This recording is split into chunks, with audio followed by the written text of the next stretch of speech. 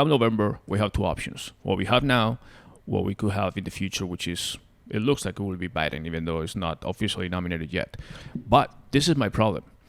I don't think Biden will do a better job than Trump as far as eradicating racism. Okay, I'm not talking about the reaction. No. Yeah, Biden would not be as inflammatory, but the idea that Biden would get anything done, not just racism. I mean anything.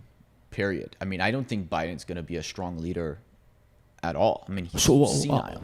So, okay, my answer.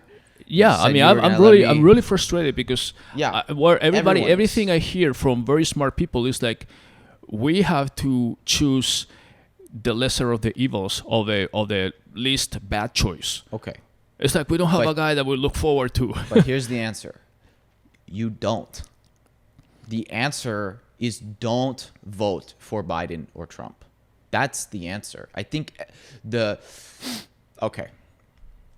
This is my how do you do that? This you is my show belief. up, or do you vote blank, or how's that? This is my belief.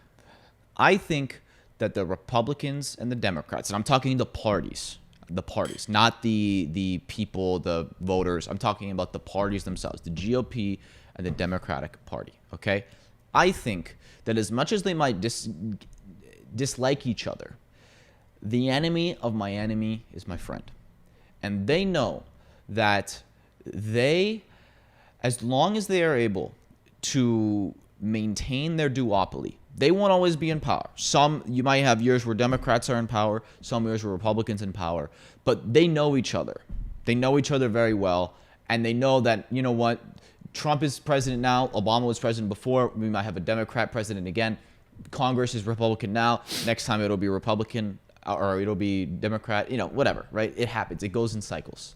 And they know that as much as they hate each other, as long as they keep things the way they are, that they always maintain power, that it's always going to be one of those two.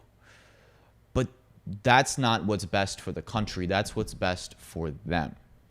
And that they actually work together, I think, to behind closed doors to basically maintain a duopoly. That's what I honestly think. And that's why everything, whether it's a pandemic, whether it's racial issues, whether anything gets divided into left versus right narratives.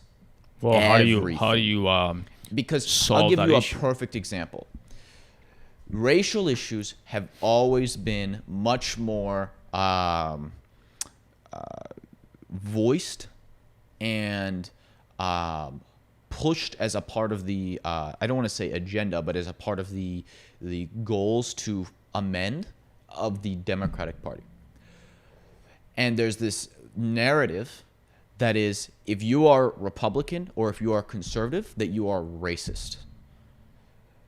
And vice versa too. Like, for example, if you are Democrat or liberal, that you are like totally socialist and you don't want capitalism or anything.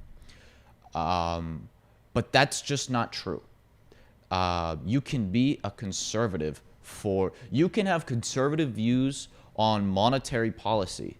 I believe in more conservative views on monetary policy, even though Republicans have totally thrown it out the window too. They don't give a shit about spending anymore either. But I think that the Fed is way out of control. I think that, we need to actually manage the deficit and our debt. Believe it or not, we don't have unlimited money, right? I believe those things. But I also believe that we should have racial equality and that there is racial injustice in this country. But let me ask you, you just said something, 1 second, that it looks like racism is associated with the political party here. Yes. Like Republicans seem to be more racist. Yes. In general. That's because, let me say, there are certainly Republicans that are racist, 100%. But not even close to all Republicans are racist. No, obviously, it's always a very small minority. But this is the only. And I'm not Republican, but this is one of the differences. Like I come more from a European background, and I can tell you that race issues in Europe are a social issue, not so much a political issue. Like like when you have demonstrations or racial things in Europe, whether it's Spain, France, Italy, Germany, England, it's not so much that it's the conservatives or this. I mean, first of all, most of European countries have a multi-partisan system. Nobody in Europe has two parties. They have like 10. Well, I mean, England, the UK is closer, but yeah, they have a lot of different multi-partisan democracies. But nobody says, there's racism in Europe too. I mean, you have there's like racism everywhere. Everywhere, exactly. It's not an American thing. But it's a big issue thing. too. I mean, even in soccer games that you see European Champions League, some of that stuff, they have these things like say no to racism, all that World Cups, all that stuff. But it's never something that you relate too much to whoever is in power. Because you have a coalition government between social democrats and conservatives and blah, blah. It's like, okay, we're governing the country.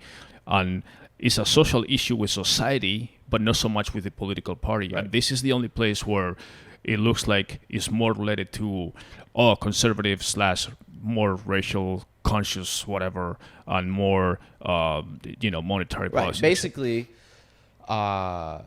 it's every issue. Besides race, let's put race aside. Okay, another one that's a very hot button topic. There's a lot of Democrats and liberals who are pro-gun and pro-Second Amendment, but they would never say it in left circles because you're not allowed to say that in those circles.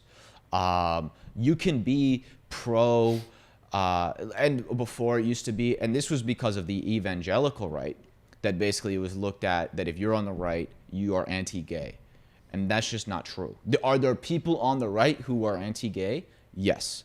Are all people on the right anti-gay? No, definitely not. I mean, Peter Thiel is an open Republican, and he's openly gay. I mean, yeah, right. It's like, but this is the narrative. And that's what I'm saying, that they push these narratives to split everything left, right, that there's no other option, that you can't be a mixture, that you can't be anything else, that you are either on Team A or Team B, and that's it, and that's your choice. But the only choice is if we have an independent, or libertarian or whatever. The people who say that if you vote independent or vote third party, that you are wasting a vote can go fuck themselves, okay? Because guess what? If all the people who don't want to vote for Trump, but also think Biden would be a terrible leader, decided, hey, let's actually vote third party, I guarantee you that person would get 30+% of the vote. Who is the third party? I don't know. Well, we don't have one. That's the thing. But the other reason is that a lot of people don't want to run third party because nobody third party ever wins. And well, exactly. But the last time we had an official third party candidate, wasn't that like Ross Perot or something like? We've had more since then. I don't remember. Rand Paul ran as a libertarian. But nobody has ever, as far as having a real chance, Ross Perot was probably the last one. I'm trying to remember if there's anybody who's had a real chance at winning. I don't think so. But that's because of this idea you're wasting your vote. No, because how does politics work? They cater to the votes they need to win. So they don't cater to the people who vote third party because it's a small percentage and it's not worth it to them. But if all of a sudden the third party vote was 30% of the vote, you think they wouldn't cater to those people?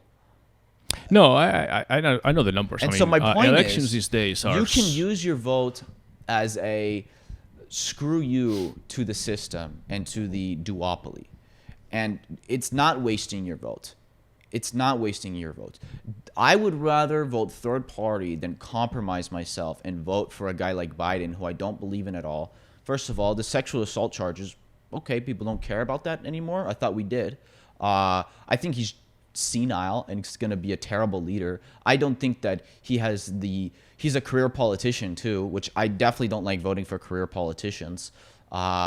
His son has been involved in numerous scandals in Ukraine, in China. I don't know what's going on there. All that gets swept under the rug. It's like, because he's the anti-Trump, all of these issues that with any other normal candidate would be front and center get swept under the rug. I'm not going to compromise myself and vote for Biden. I would rather vote for third party.